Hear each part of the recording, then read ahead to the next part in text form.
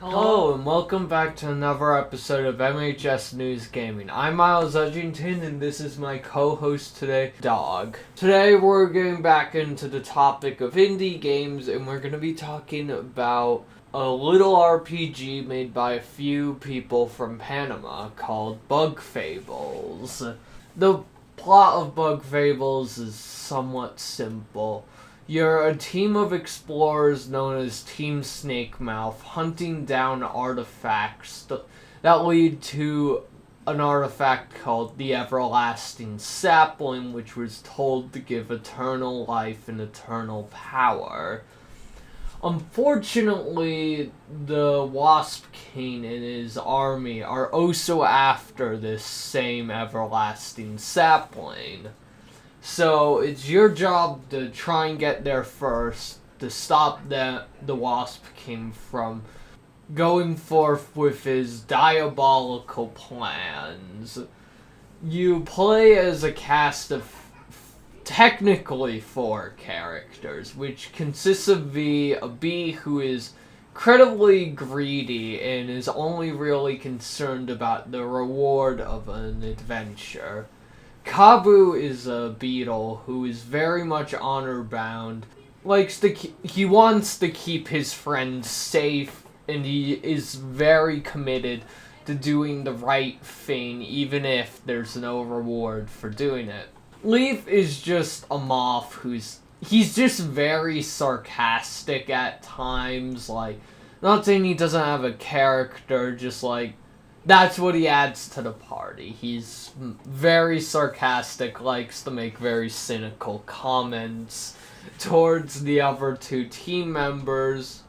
But he also provides magic, which is rare in this world, to help the team locate the artifacts and sense when there's powerful magic nearby.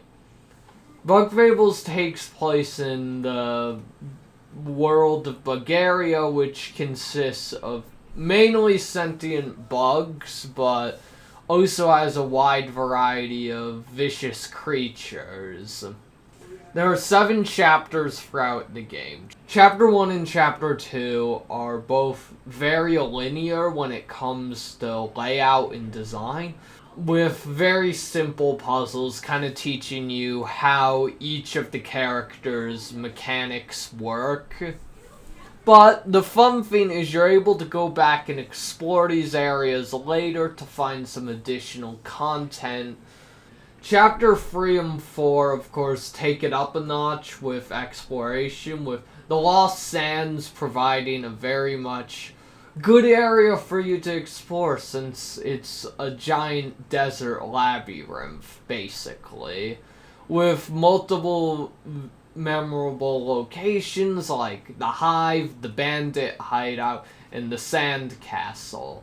Chapter 5 and Chapter 6 that continue to bring good content in terms of layout and design to the world, with the Wild Swamplands providing some good character development for Kabu, and also just having some a very strange atmosphere to it. The Forsaken Lands is supposed to be what it is, a very barren wasteland, almost devoid of life, which it takes the Lost Sands concept to another level. Rubber Prison is another very good area, just because it really starts to build the dramatic effect leading up to the climax, because you're really having to step to it on chasing down the Wasp King, since he has now acquired all the artifacts he needs and is heading to the last area, which is Giant's Lair, which,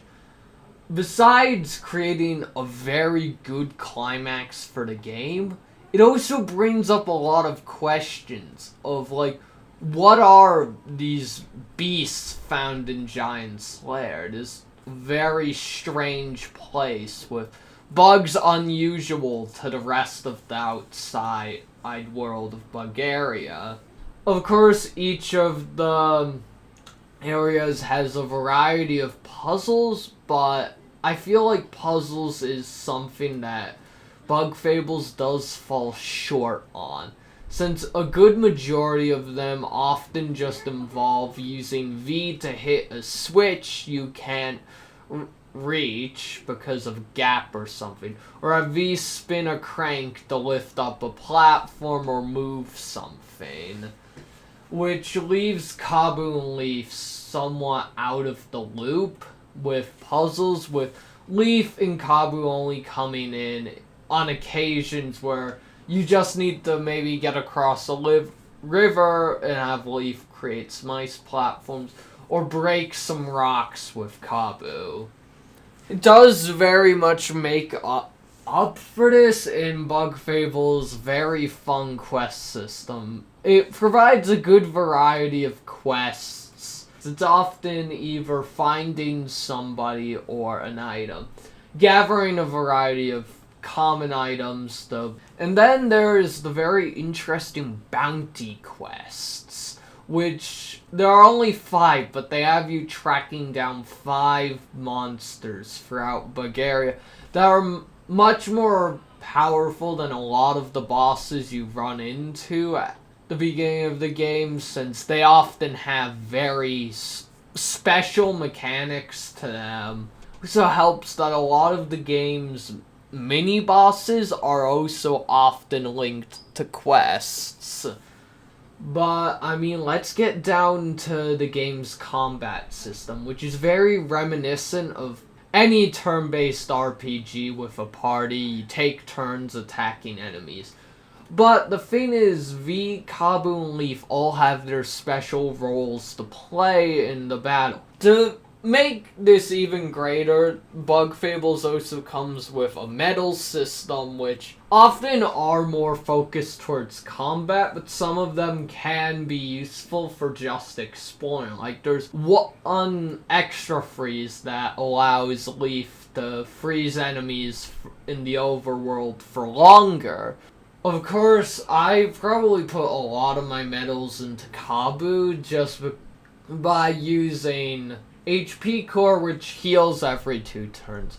Weak Stomach, healing items Poison, which may seem like a bad thing, but then you can put Reverse Toxin on with it, which means Poison heals Kabu.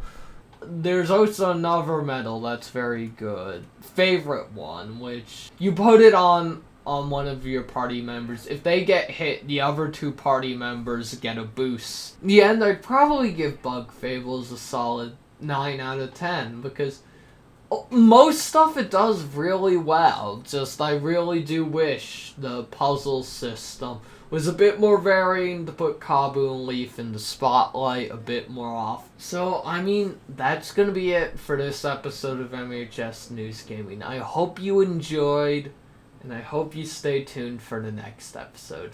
Bye-bye!